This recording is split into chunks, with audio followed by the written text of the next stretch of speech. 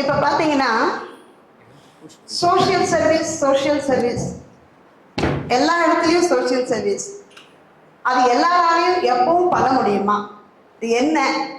ஒரு சிலர் எப்படி சொல்கிறது, மிடில் இருக்கிறவங்க, கொஞ்சம் ஹையில் இருக்கிறவங்க இதெல்லாம் வந்து பண்ணிக்கிட்டே இருப்பாங்க, தெரியும். நம்மளுடைய விஷயம் என்னன்னா అడితట్టు மக்களும் அந்த விஷயத்தை செய்யணும் அப்படிங்கிறது. ఇప్పుడు సమాజ సేవ అందరం చేయాలా అని అనుకుంటాము, ఆశిస్తాము.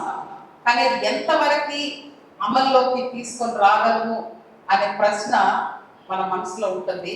ఒక రకంగా చూడాలంటే కొంచెం బాగా ఉన్నవాళ్ళు, ఖర్చు పెట్టగలిగే వాళ్ళు చేయొచ్చు. మరి మధ్య తరగతి వాళ్ళు అరే అందరూ కూడా బాగుండాలని వాళ్ళు కూడా సమాజ సేవ చేయొచ్చు. కానీ పరిస్థితులు బాగలేని వాళ్ళు చేయలేకపోవచ్చు. మనసు ఉంటుంది కానీ చేయలేని ఆర్థిక పరిస్థితులు కూడా ఉండొచ్చు. కానీ సమాజ సేవ అనేది ఎలాగ చేయాలి, అది డబ్బులతో కూడిందా కాదా అన్న విషయాన్ని మనము ఒక ఇన్సిడెంట్ని బట్టి మేడం గారికి చెప్తారు. దాన్ని మనం తెలుసుకొని ముందుకు వెళ్తాం. ఎందుకంటే ఇద్దరు రావాలి మన ప్రోగ్రాంలో, వాళ్ళు జస్ట్ ఇన్సిడెంట్ చెప్పాలని ఆశిస్తున్నారు. ஒரு ஊர்ல ஒரு நடுத்தர வயது கடை நடத்துறவர், ஷாப் ஓனர், அவர் வந்து சேவை செய்யணும்னு ஆசை இருக்கு. அவர் வாழ்ற அதே ஊர்ல ஒரு ஞானி இருக்கிறார். அவர் கையில வெறும் குச்சும் சும்மா ஒரு பையும் மட்டும்தான் இருக்கு. అయితే ఒక ప్రదేశంలో ఒక ఆయన, ఒక మధ్య తరగతి వ్యక్తి ఒక అంగడి నడిపిస్తున్నాడు. మామూలుగా ఏదో మన కిరాణా అంగడి అని అనుకుందాము, అది నడిపిస్తూ ఉన్నాడు. అదే ఊర్లో ఒక స్వామీజీ లాంటి ఒక ఆయన ఉన్నారు. ఆయన దగ్గర ఉండేది ఏంటంటే ఒక కర్ర ఉంది, ఒక చిన్న గిన్నె, ఒక సంచి లాగా ఉంది, అంతే. అంటే మనకి ఈ పార్క్ లో వీళ్ళిద్దరు మెయిన్ క్యారెక్టర్స్, అందుకని వాళ్ళిద్దరి గురించి చెప్తున్నాం. அவர் கடை நடத்திட்டு இருக்கும்போது சாமி அங்கிருந்து வருவார். வந்தோன்னு அவரை பார்த்தோன்னா அந்த சாமி கிட்ட என்ன ஒரு விசேஷம்னா, அவர்கிட்ட எதுவும் இல்லை, ஆனா அவர் ஒரு வார்த்தை சொன்னா அந்த ஊர்ல இருக்க அத்தனை மக்களும் உதவி செய்யறதுக்கு, சாமிக்கு இல்லை மற்றவங்களுக்கு உதவி செய்யறதுக்கு தயாரா இருப்பாங்க.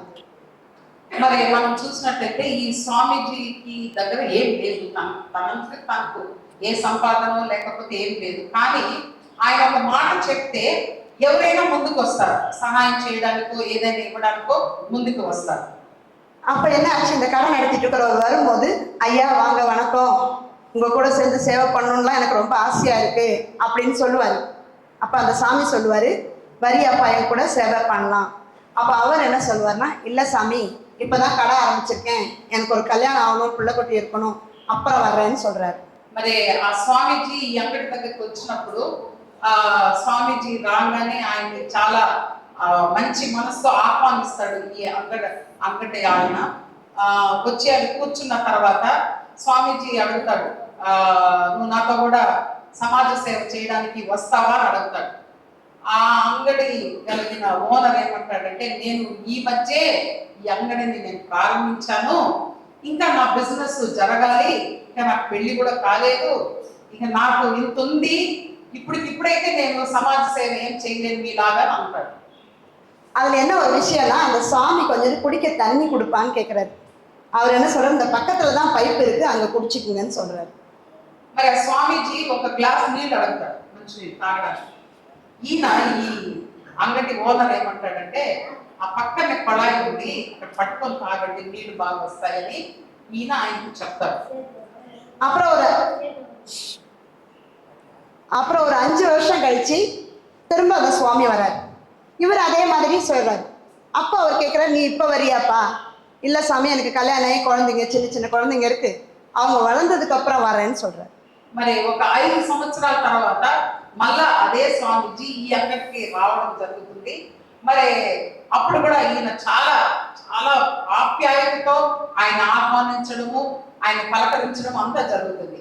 అప్పుడు ఈ స్వామీజీ మళ్ళా ఆయన అడిగాడు అనమాట, ఇప్పుడు వస్తావా స్వామి, 5 సంవత్సరాలు దాటేసింది కదా, ఇప్పుడు వస్తావా నాతో కూడా సమాజ సేవ చేయడానికి అంటే ఆయన అంటాడు, నాకు ఈ మధ్య వివాహం అయింది, చిన్న బిడ్డలు ఉన్నారు, ఇప్పుడు రాలేండి అని చెప్తాడు. அப்பவும் அதே மாதிரி ஒரு கிளாஸ் தண்ணி கேட்கிறாரு. அப்பவும் குழா அங்க இருக்குன்னு சொல்றாரு. మరి అప్పుడు కూడా మళ్ళా ఒక గ్లాస్ నీళ్ళు అడుగుతాడు. అప్పుడు కూడా ఆయన ఏమంటాడంటే పక్కనే ఆ కొళాయి ఉంది, ట్యాప్ ఉంది, మీరు అన్ని పట్టుకొని తాగండి అని అంటాడు. அப்புறம் ஒரு 20 இயர்ஸ் கழிச்சு அவர் வராரு. வரும் பொழுது அங்கே கடையை பார்க்குறாரு, கடையில் அவர் இல்லை. அவருடைய ஃபோட்டோ மாட்டியிருக்கு, மாலை போட்டிருக்கு. அப்போ அவங்க கடையில் இருக்க பையன் கெடுக்குதுன்னு ஓடியாராம். வந்து சுவாமி வணக்கம் சுவாமி, உங்களை பற்றி அப்பா நிறைய சொல்லியிருக்காருன்னு சொல்கிறோம். అప్పుడు ఒక 20 సంవత్సరాల తర్వాత మరి ఈ స్వామీజీ మళ్ళా అంగడి దగ్గరికి రావడం జరిగింది. వచ్చినప్పుడు చూస్తే ఈ ఇంతకు ముందు ఉన్న ఆయన ఫోటో తగిలించింది, దానికి ఒక పూలమాల తగిలించింది. మరి ఆయన కుమారుడు అంగట్లో ఉన్నాడు. వెంటనే కుమారుడు ఆయన్ని గ్రహించి, అయ్యా స్వామీజీ మీ గురించి మా నాన్నగారు చాలా చెప్పుకున్నారు, చాలా సంతోషం మీరు మళ్ళా ఇక్కడికి రావడం అని చెప్పి ఈ అబ్బాయి అంటాడు. அப்போ பார்த்தீங்கன்னா அவர் பேசிட்டு இருக்கும்போது ஒரு நாய் வந்து அந்த சாமியுடைய கம்பை பிடிச்சு இழுக்குது. అక్కడ ఆ సమయంలో స్వామీజీ దగ్గర ముందే చెప్పాం కదా, ఒక కర్ర, ఒక బ్యాగ్, ఒక చిన్న గిన్నె ఉంటుంది. అక్కడ నిలబడుకొని ఈయన అంగట్లో ఉన్న అబ్బాయి, ఈయన పెద్ద ఆయన స్వామీజీ మాట్లాడుతున్నప్పుడు ఒక కుక్క అక్కడికి వచ్చి ఆ కర్రను పట్టుకొని ఊగిస్తా ఉంటుంది. அப்போ அந்த பையன் என்ன பண்ணுறான், அந்த நாயை அடிக்க போகிறான். அப்போ சாமி சொல்கிறாரு, அடிக்காதப்பா. ஏன் சாமி, அதுதான்ப்பா உங்கள் அப்பா. ஏன்னு கேட்டீங்கன்னா அப்போ சொல்கிறார், அப்படியா சாமிங்கிறான். உடனே அவர் சாமி அது தலையில் கம்ப வச்சு நாயை பேச வைக்கிறார். అప్పుడు ఆ అబ్బాయి ఏం చేస్తాడంటే, ఈ కుక్క ఈయన్ని ఏమన్నా చేస్తుందేమన్న భయంతో ఆ కుక్కని తరమడానికి ప్రయత్నిస్తాడు. పట్టడానికి వెళ్తే అప్పుడు స్వామీజీ అంటాడు, ఆ కుక్కను నువ్వేం చేయొద్దు, ఇదేంటి నాయన, ఆయన్ని నువ్వు ఇప్పుడేం కదిలించొద్దు, నేను ఆయన మాట్లాడిస్తాను అని చెప్పేసి ఆ కర్రతో ఆ తల మీద అట్లా తడతాడు, ఆ కుక్క తల మీద. அப்போ அந்த நாய்கிட்ட கேட்குறாரு, பேசுகிற சக்தியை கொடுத்து, இப்போ என் கூட சேவை செய்கிறதுக்கு என் கூட வரியாப்பான்னு கேட்குறாரு. அதுக்கு அவர் சொல்கிறாரு, சாமி இப்போ இவ்வளோ கடையை திறந்து போட்டு அப்பப்போ வெளியே போயிடுறான், நான் தான் இருந்து இந்த கடையை கொஞ்சம் பார்த்துக்கிறேங்கிறார்.